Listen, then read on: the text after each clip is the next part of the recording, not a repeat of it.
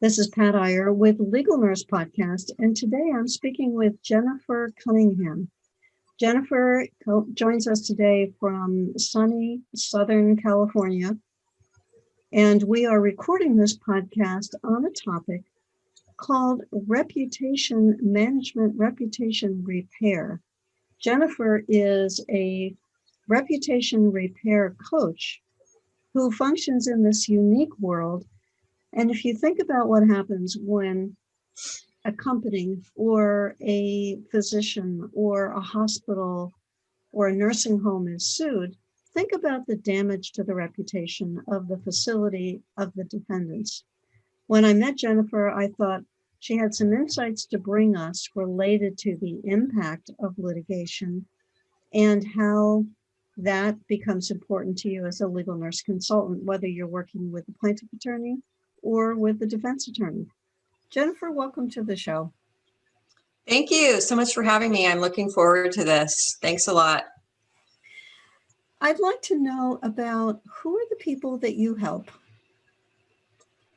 So I help anyone who has had kind of a reputational crisis, and that could be anyone that has experienced slander or defamation, harassment, bullying. It could be someone that maybe got fired unexpectedly, and they've had an emotional trauma. And so there's many different ways that can play out, but those are kind of the parameters of the person that I would be helping. This is an interesting niche. Tell me, how did you get involved in focusing on reputation? Well, like many of us who have had, a life experience, sometimes things happen in your own life and that propels you to go, take a next step. So I work in higher education, and several years ago, I guess it's been about 4 or 5 years ago, I had a situation at work where I was a beloved employee of the university I work with, both by the students and by the administration there.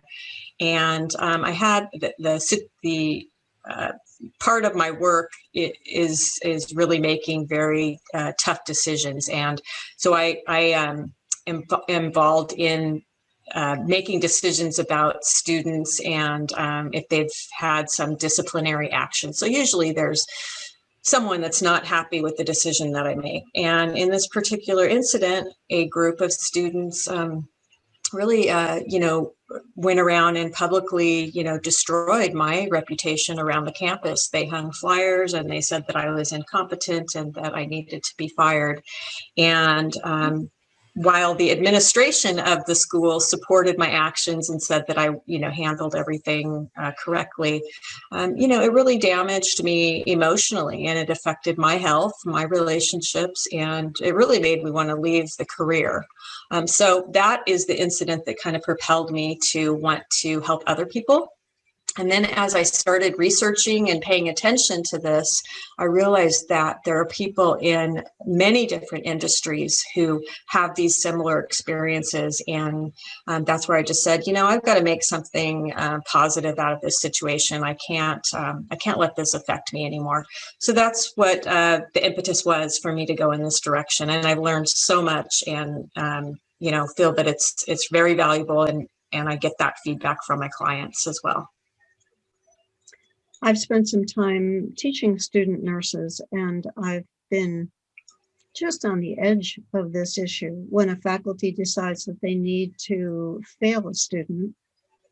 And sometimes that means that the student fails out of the program. Sometimes it means they have to repeat a semester with all the attendant costs. Sometimes the student says he or she's being discriminated against. I know that these are gut-wrenching decisions from the standpoint of the faculty, who feel a sense of obligation in the healthcare profession in particular. If faculty pass on students who are not qualified, ultimately it affects the end result of the patient who is getting care from somebody who shouldn't be in the profession, who doesn't have the problem solving or critical thinking skills. So I can only imagine how hard that situation must have been for you and the faculty when that blew up on you. Yeah, and I think, everyone has so many avenues nowadays to speak their mind. And often, as I've been researching these things, often, without much fact checking, someone can put something out there and say something, and like we're experiencing in the world right now, information is shared, and unless you have a whole day to go through and research where things come from and their sources and their accuracy, many people take things on face value, and when we really shouldn't be. We should be really digging deeper. But that takes a lot of time and energy, and most people just don't have that.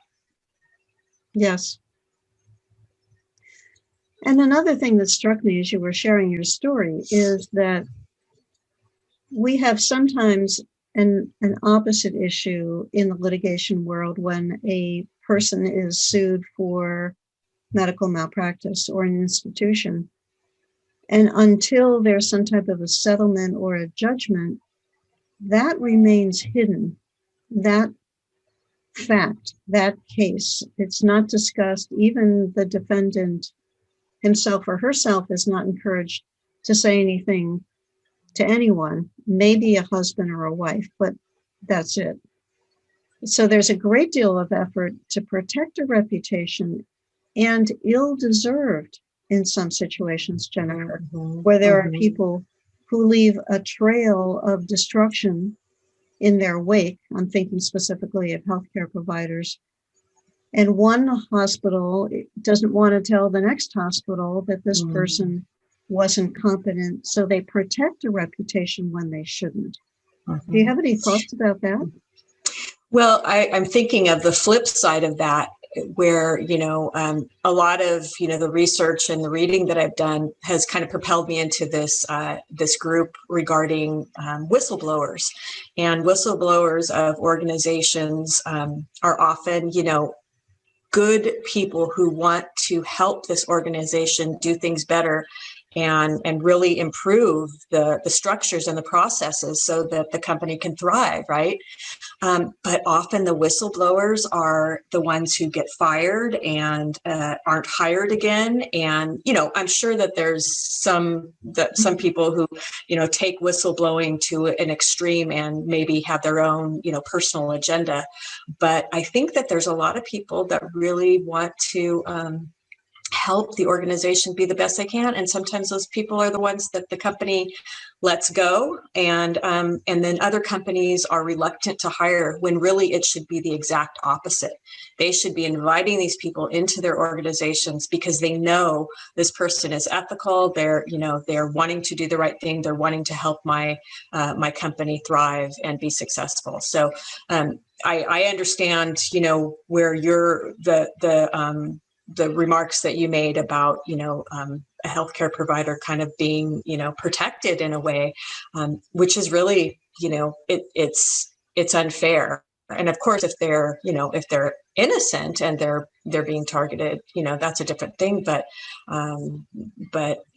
I don't know what the answer to that is how do you, protect somebody's privacy and confidentiality when they're actually, possibly causing much harm to their patients. It is an ironic situation, isn't it? We have people whose reputations are destroyed unfairly and people whose reputations are protected unfairly. And somewhere in the middle is a solution that is reasonable and logical, but I don't have the answer to that one, Jennifer. Yeah, me either. Wow. Can you think about some ways in which reputation repair is important for the legal nurse consultants who are listening to this podcast? Well, knowing a little bit about the work that you've described is, I assume that they may be they may be working on with cases that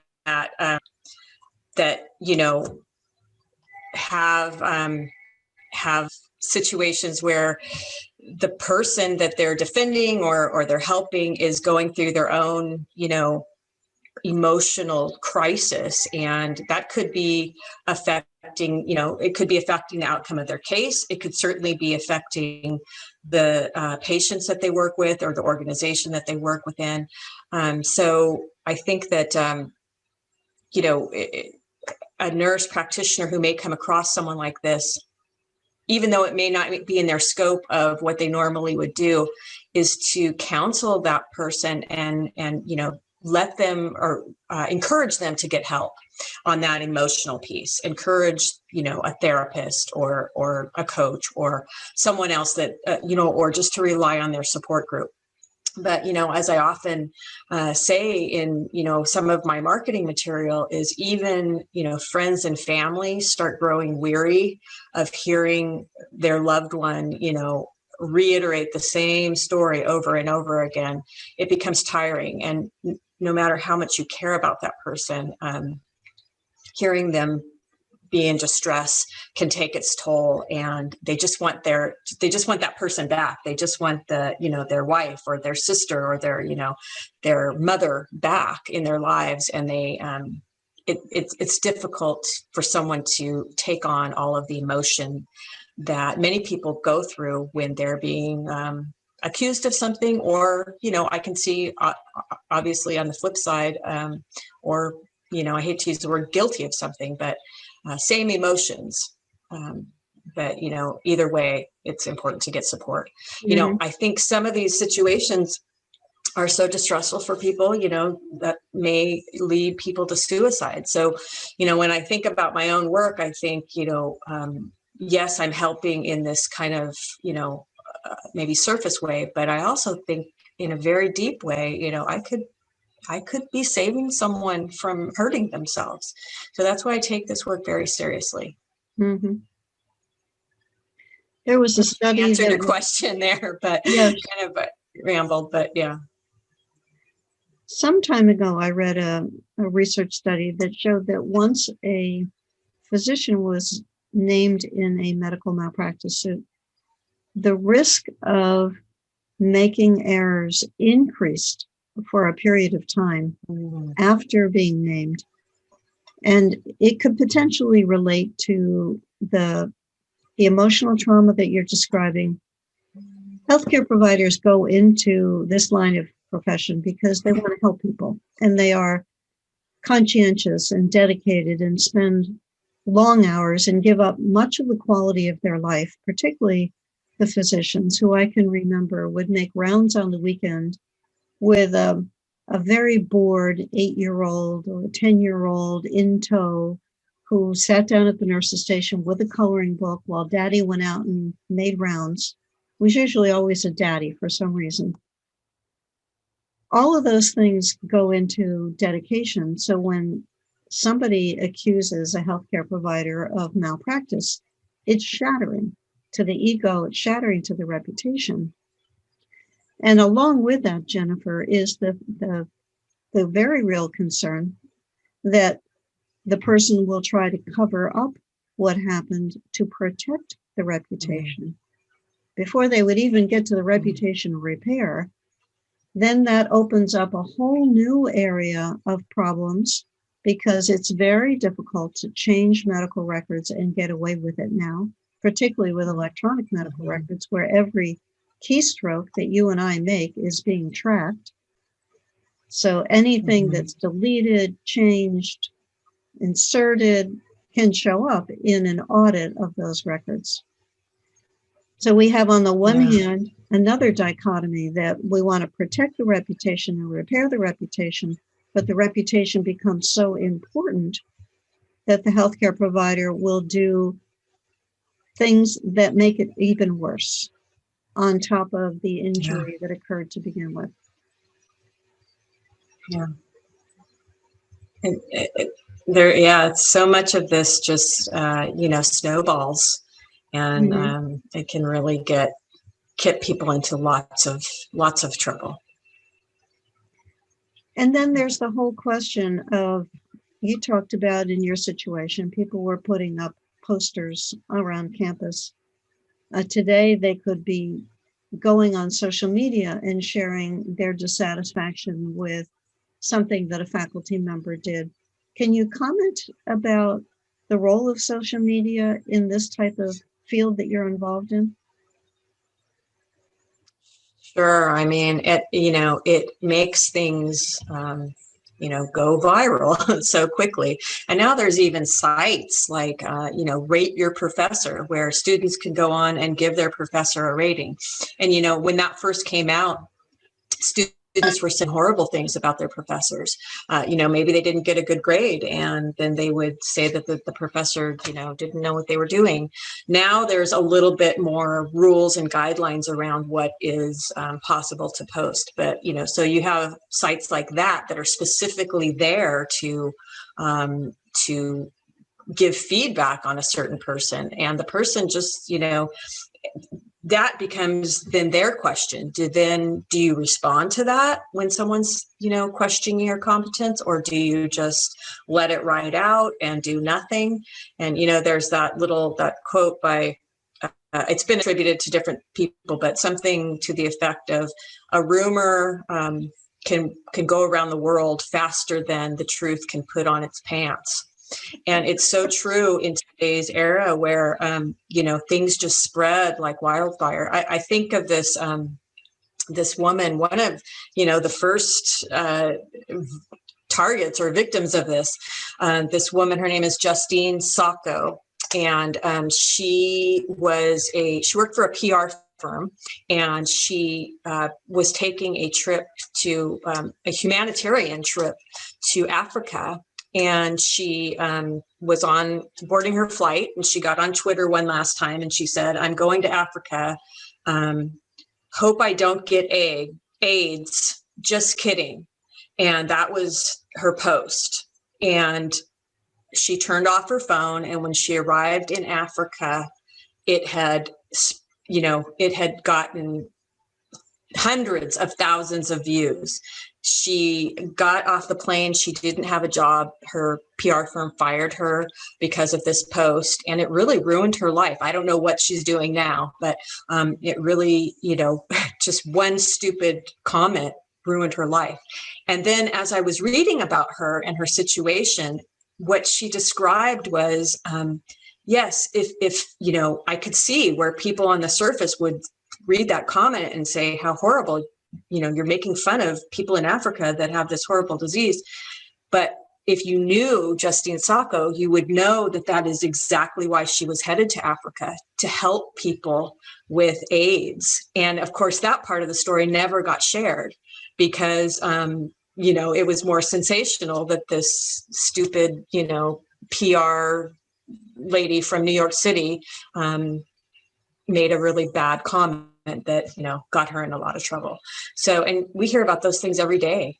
So I think social media is, in fact, I'm not to plug, but I'm doing a little workshop on March 9th about how to, disagree with style, particularly online. And what it looks at is our motivations for why we post things. Do we want attention? Do we want to be provocative?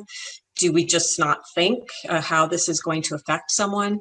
So I think that social media, for all the good it can do, there's these horror stories that are, really becoming way too common.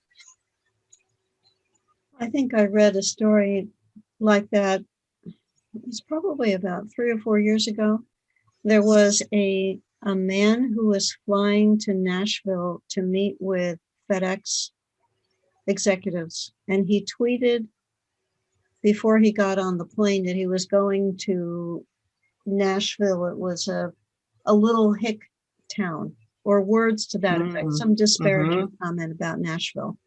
And then he got off the plane and he walked into the conference room, and the FedEx executives were staring at him and glaring at him, and it turned into this big frosty reaction to his comment about a city that they happened to love. Yeah. Didn't appreciate being referred to in that way. Yeah. I don't think any of us can be too careful, but then it begs the question, where do we stop? Do we just, silence and censure ourselves all the time so that we don't, get in trouble, or that we don't say anything provocative enough that might, offend someone? Do we all just keep our mouths shut? There was another quote that I read recently that said, do nothing, say nothing, be nothing. So basically, if you're not willing to, take that risk sometimes and say what you need to say, you're just, not that you're not a worthy human being, but, what if all of us did that? What if nobody, spoke their truth? So it's a double-edged sword. And I don't think you can be too careful. But then on the other hand, at some point, you've got to just say, hey, if this is what I need to tell the world, then I'm going to say it. And of course that, that doesn't necessarily fit what your folks are going through and what the legal nurses are dealing with. That's a whole different thing, healthcare, because lives are really, affected at a very basic level. Yeah, we're getting into some areas that have murky answers, Jennifer. Yes. And I think it became even murkier during the presidential elections, with friendships and relationships and family ties that were strained because of opposing views. I kept a very low profile until You're smart. what I said, but I did post one post, and boy, when felt like I was getting pushed and I couldn't keep my fingers off the keyboard anymore. And there were some people who violently disagreed with what I posted. And then I took my fingers off the keyboard and said, you know what, Pat, no matter what you believe, you need to just back off and quiet yourself down, no matter how frustrated you are. I think as a culture, the United States, and I'm sure for listeners in other parts of the world, there's a re-examination of the role of social media, the ability to use those tools responsibly or irresponsibly, and Yes. a rethinking of the power, not just in the reputation world, but they are tools that can be used for evil or for good. And we saw some extreme examples of that in the months leading up to the election day and in the months leading after the election day up through the inauguration of the President of the United States. Yeah, absolutely. And it almost just seems like, where we get our news, the sources we choose for our news are really what, becomes our reality. And like I, mentioned at the very beginning, to really dig for the truth takes so much time. And, we used to rely on our journalists to, dig deep. And I think there are still great, investigative journalists out there that do that. But more and more, news is just commentary, and depends on who owns the news station, which dictates the news that we get. It's a very strange world. It is, and for people who are older or more mature, we grew up in a time when the news was the news. There was no slant. If there was the fire that broke out in Brooklyn and it killed 17 people in the apartment building, that was a piece of news. We didn't think about that news being reported in a slant. So that's different. Going back to the reputation management piece, as a reputation coach, can you share some strategies, having gone through this searing experience that you had when you were in a faculty position? What are some of the things that people can do now when their reputation has been tarnished in the way that you're describing? So several things. So, there's some practical things. So, along the lines of social media, there are online reputation management companies who can, if your name has been, slandered on a website, for instance, there are reputation management companies who will help people bury that information. as you build up your reputation in a positive way. And those, there's probably about 30 or 40 of those firms that exist. You can Google it. So if you're looking for that kind of help, that's out there. I have an understanding of that, but I don't help people in that way. So really what I'm helping people is that supportive emotional piece so that they can regain their confidence. So along those lines, I think the first step is to talk about it. And you have to talk about it. If you've ever been in this situation, you have to talk it out. If you keep it all bottled up inside, it's just going to eat you alive. So, for me, it started with talking to, first my husband and then my friends and my colleagues. But as I mentioned, it helped me work through it, but everybody just wanted me to be happy again. And quicker. Jennifer, come on, get over it, Jennifer. Exactly. Quicker than I, wanted to. So I think you need to do that, but then maybe you need to recognize, okay, that the people around me can't contain this anymore. I can't rely on them solely to be the container. So another outlet, of course, and these are all kind of tips that I think any, therapist would probably give too. Write about it, write it all out. How did it make you feel? What were the injustices done? What would you say to the person if they were standing in front of you? Get all of that out and on paper. That can be really therapeutic. And the other thing that I suggest is to, like I did, learn about what's happening. Learn about, slander and defamation, and learn about, people being wrongly accused and how they handled it, and other people. And as strange as that sounds, when I started learning about other people whose reputations were damaged, I realized, wow, I really didn't have that big of a ordeal when I think of some of these people and their whole lives were just completely uprooted. I mean, I kept my job and I flourished in my job, and, no one ever apologized to me, but I was able to move through it and, just kind of put it in perspective as time went on. And then I think, the other piece is to reframe it.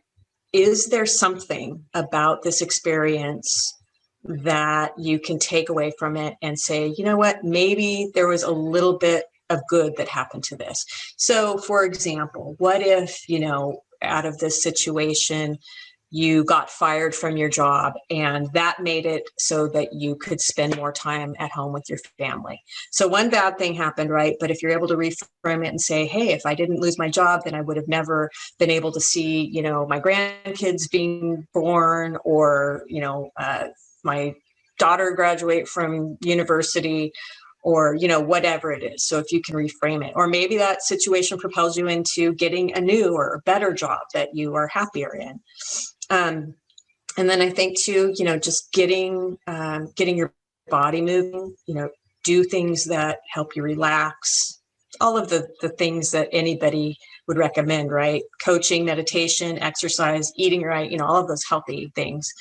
And then, the last thing is really to take an inventory on yourself. And, I think it's really helpful for people to, make a list of all of the things they've accomplished in their life.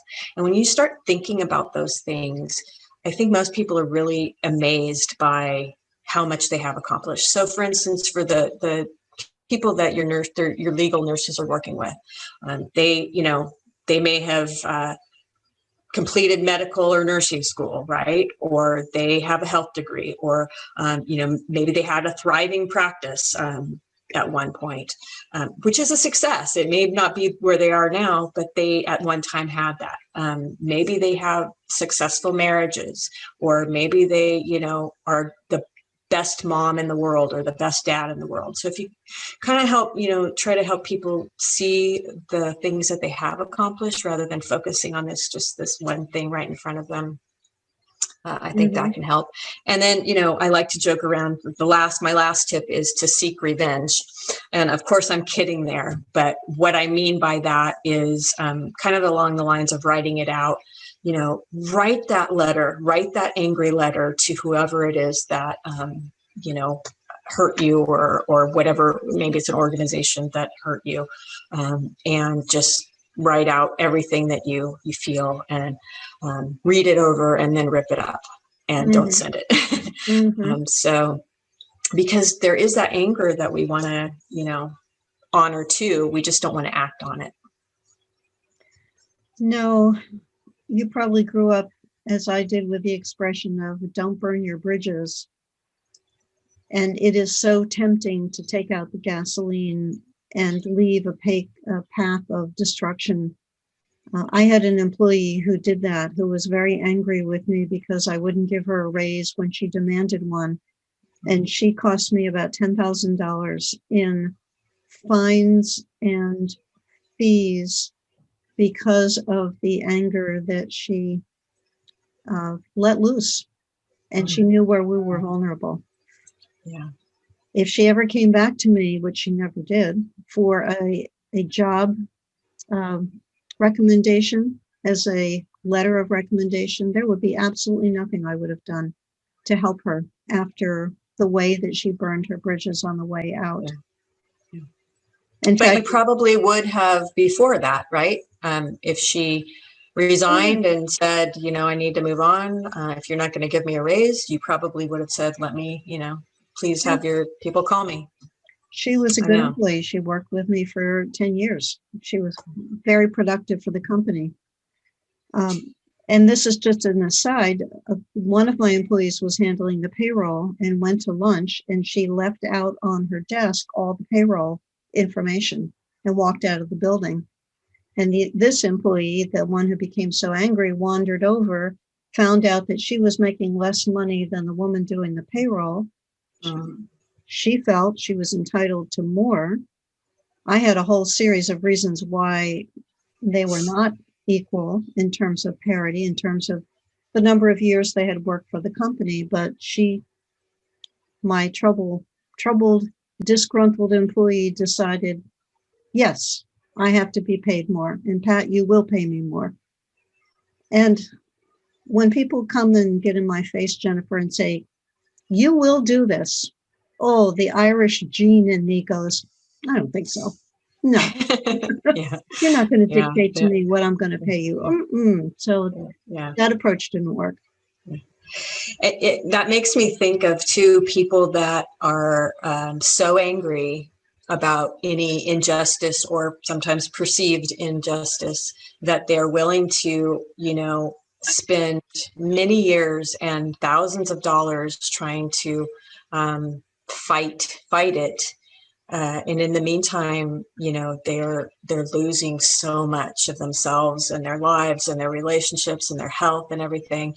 And at some time, the question might be, is all of this worth it? When do I say enough? I'm tired of fighting. I need to move on.